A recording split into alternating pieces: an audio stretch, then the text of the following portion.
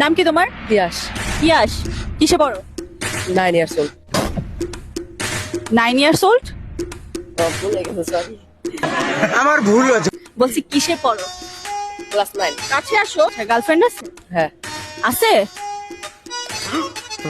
কয় বছরের রিলেশন? এই 1.5 বছর। প্রেমটা কিভাবে হইল? বন্ধুরাই সব। বন্ধুরা কি ম্যানেজ করে দিচ্ছে? হ্যাঁ।